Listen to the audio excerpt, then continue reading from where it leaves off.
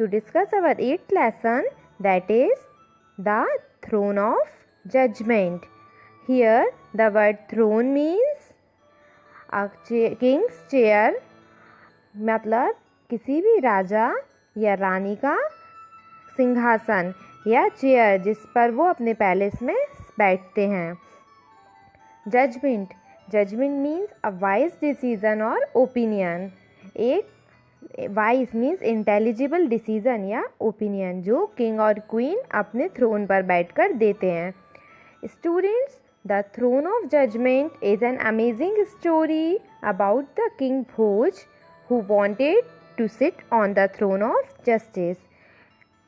बच्चों, the throne of judgement एक बहुत ही ज़्यादा अमेजिंग और इंटरेस्टिंग स्टोरी है किंग भोज मतलब राजा भोज के बारे में, who wanted to sit on the throne, जो इस थ्रोन पर बैठना चाहते थे. ऑफ जस्टिस मतलब ईमानदारी से अपना जजमेंट पास करना या न्याय के इस सिंहासन पर बैठना चाहते थे. And pass judgment without any mistake, और जजमेंट पास मतलब न्याय करना चाहते थे बिना किसी मिस्टेक के. In this story king Bhoj failed to sit on the throne of justice. So इस स्टोरी में जो राजा भोज थे वो इस थ्रोन पर सिट होने में फेल हो गए थे. हाउ ही फेल्ड, वो कैसे फेल हुए, and why he is not able to sit on the throne of justice, और वो इस जस्टिस की थ्रोन पर क्यों नहीं बैठ पाए. We'll come to know by reading a story. ये सब हमें पता चलेगा जब हम इस स्टोरी को रीड करेंगे. So let's begin with our lesson. Vikramaditya was the famous king of Ujjain. Vikramaditya, जो किंग विक्रमादित्य थे वो उज्जैन के एक फेमस किंग थे. उज्जैन, आपको पता है उज्जैन हमारे मध्य प्रदेश की एक बहुत पॉपुलर सिटी है. तो जो विक्रमादित्य थे वो उज्जैन के एक बहुत ही ज़्यादा फेमस किंग थे. He is regarded as one of the greatest जज ऑफ हिज टाइम. और ऐसा माना जाता था. रिगार्डेड मीन्स मानना. वो अपने ज़माने के या अपने समय के बहुत ही ज़्यादा ग्रेटेस्ट जज मीन्स ज्यूरी या वो पर्सन जो जस्टिस करता है मतलब न्याय करता है. तो जो किंग विक्रमादित्य थे उनके ऐसा माना जाता था या बिलीव किया जाता था कि वो अपने टाइम के एक बहुत बड़े ज्यूरी थे मतलब जज थे. No evil doer could ever escape punishment at his hand.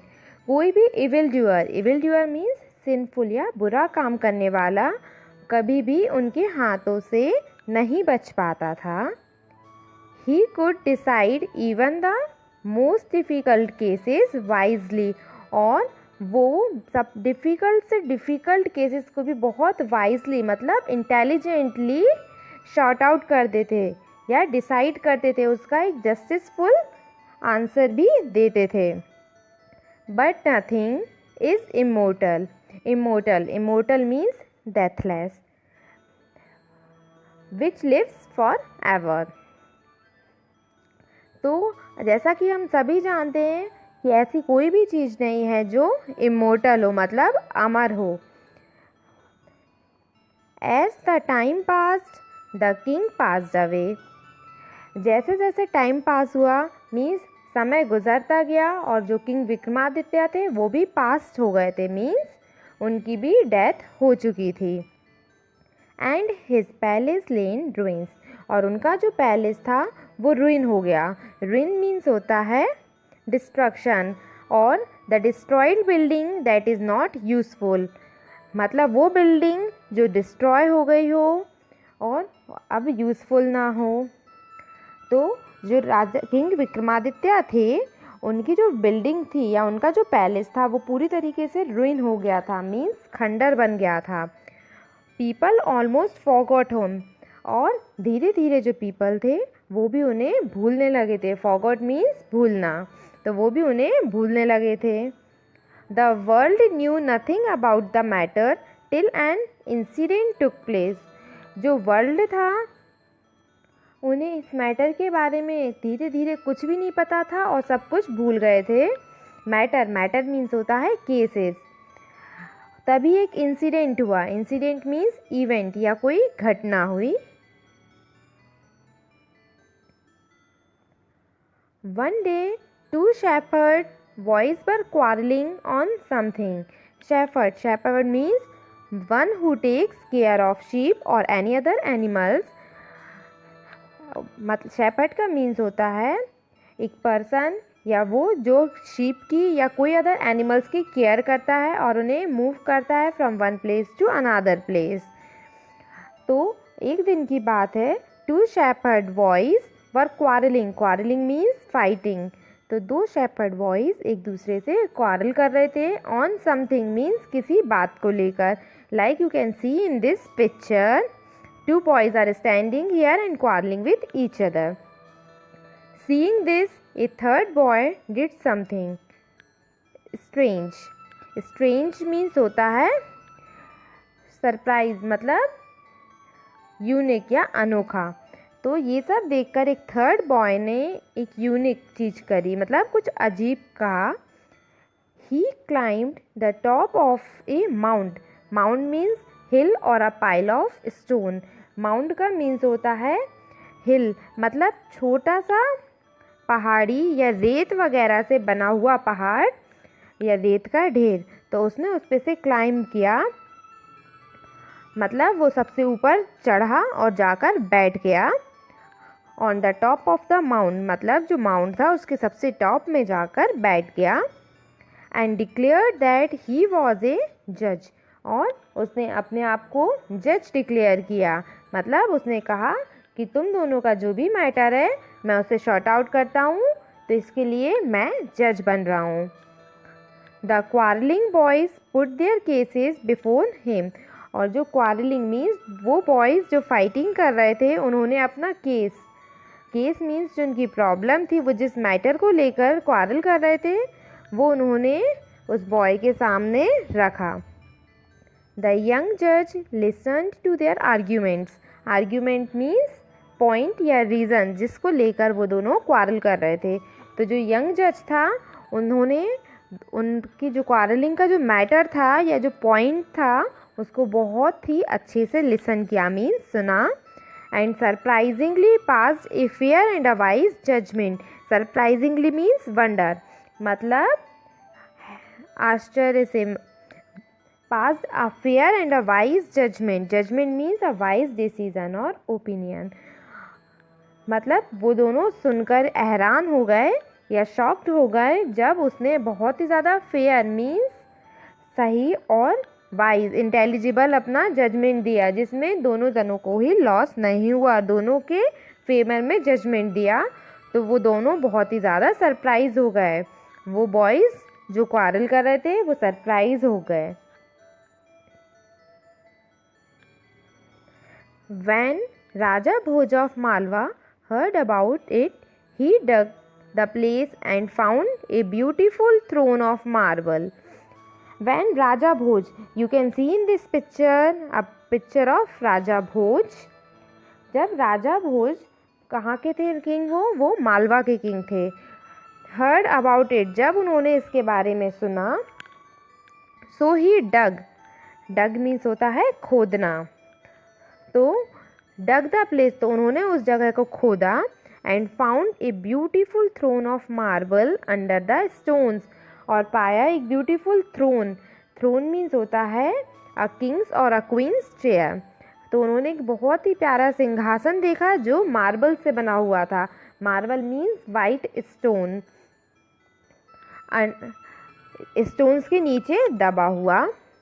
It rested on the shoulders of 32 stone angels, और वो किन के शोल्डर्स पे था, वो 32 स्टोन एंजल्स, जो 32 स्टोन से बनी हुई angels. Angels means a messenger of God. Angels का मीन्स होता है परी, जो भगवान के संदेश देती हैं। तो ऐसी 32 एंजल्स थी, उनके शोल्डर्स पे बना हुआ था या उनके शोल्डर्स के बेसिस पे वो रखा हुआ था। राजा भोज wanted to achieve name and fame like Vikramaditya. Fame means popularity. जो राजा भोज थे वो किंग विक्रमादित्य की तरह नेम और फेम मतलब नाम और पॉपुलैरिटी मतलब इज्जत कमाना चाहते थे। So he fasted and prayed for 3 days। Fasted, fast means होता है व्रत या उपवास। तो उन्होंने फास्ट किया और 3 days तक गॉड की प्रेयर की। ओके, तो उन्होंने 3 days फास्ट किया और प्रे करा गॉड से। And on the 4th day tried to sit on it. और 4th day उस थ्रोन पर सिट करने का ट्राई किया, मतलब उस सिंहासन पर बैठने की कोशिश की। But one of the angels said to him. पर उनमें से एक एंजल आई और उसने कहा, are you worthy of sitting on it. Worthy means eligible या योग्य। तो उस एंजल ने राजा भोज से आस्क किया, क्या आप वर्थी, क्या आप इस थ्रोन पर बैठने के एबल हो, योग्य हो। Did you never desire to conquer other kingdoms and rule over them. Desire means aspiration या इच्छा। कॉन्क्योर मीन्स विन मतलब जीतना। तो जो एंजल थी उसने राजा भोज से पूछा, क्या आपने कभी नहीं चाहा कि आप किसी और राजा के सिंहासन को जीतकर उस पर बैठें या उस कंट्री में या उस किंगडम पर रूल करें।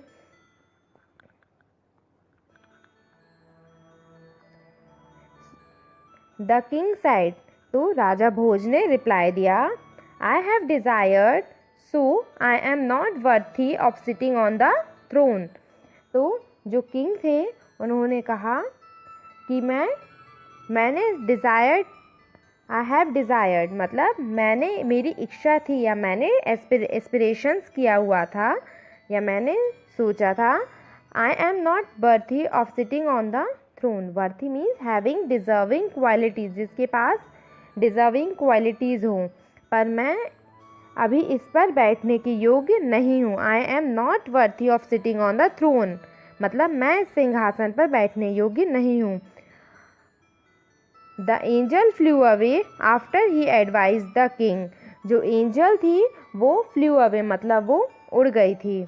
After he advise the king, जब उसने किंग को एडवाइज किया, to fast and pray for another 3 days। Pray means worship.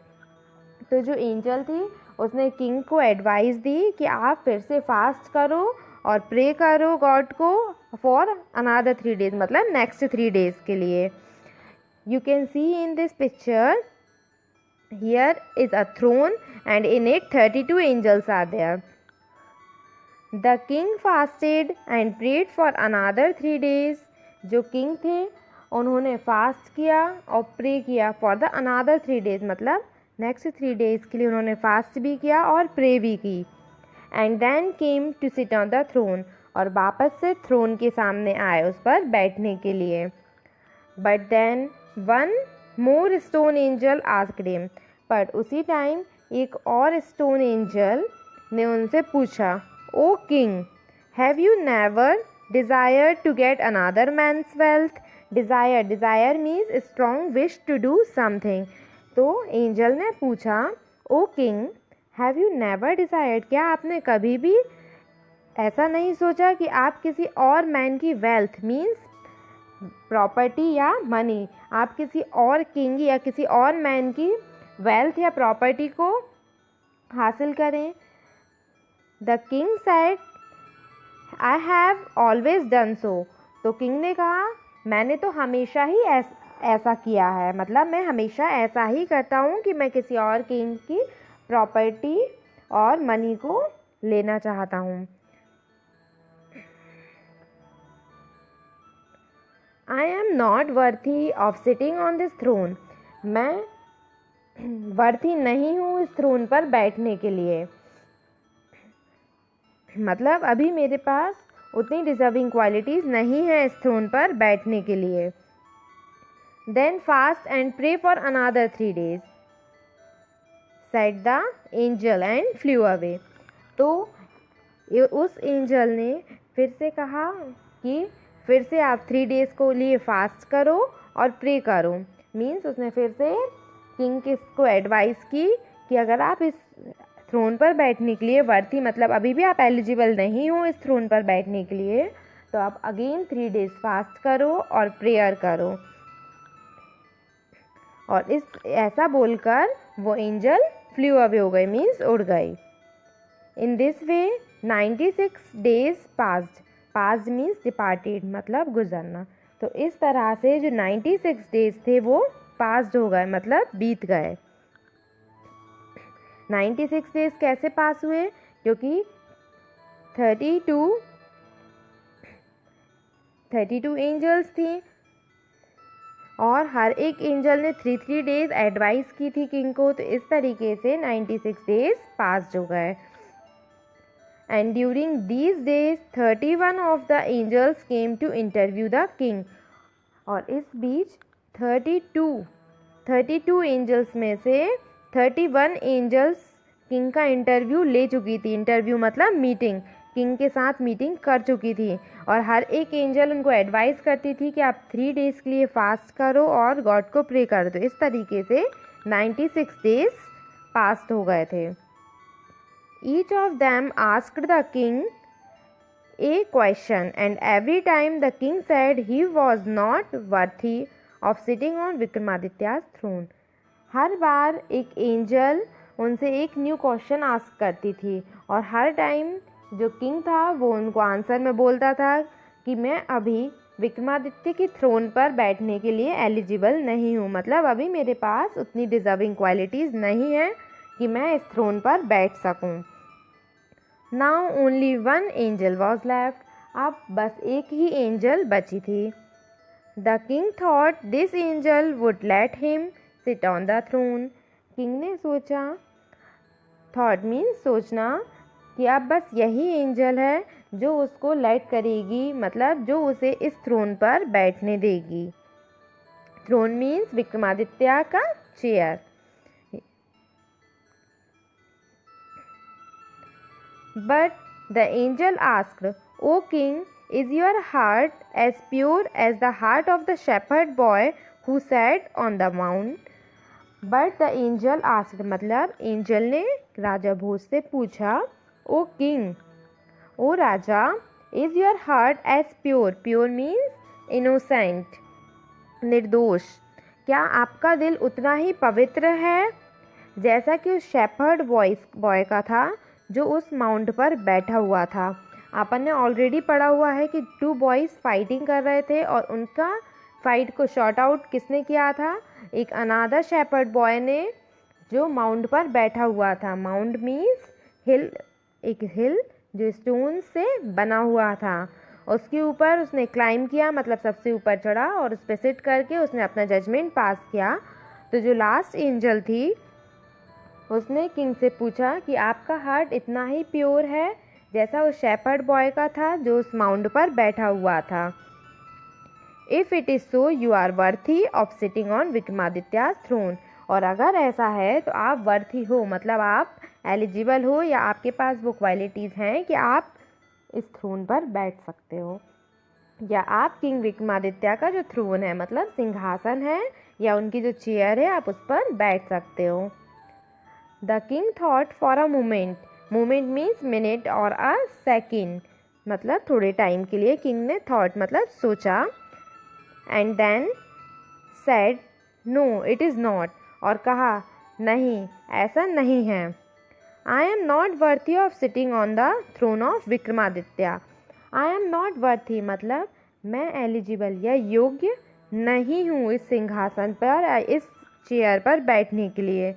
जो किंग था उसने रिप्लाई दिया कि मैं किंग विक्रमादित्य की चेयर पर बैठने के लिए अभी भी एलिजिबल नहीं हूँ। The angel heard the Kings reply. Heard means listen.